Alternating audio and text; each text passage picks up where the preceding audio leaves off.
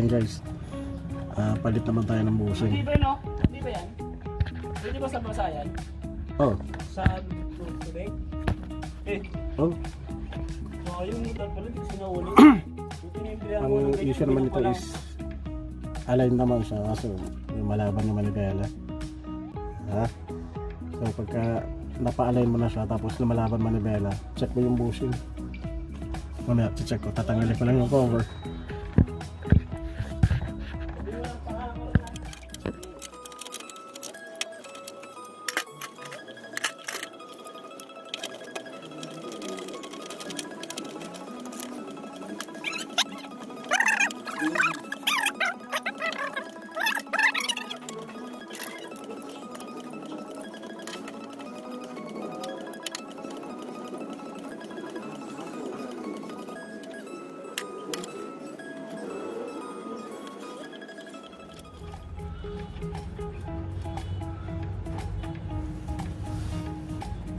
And ito pong ginagawa natin ay Avanza J23 2012 model 2012 pero 2011 talaga yung ano nito.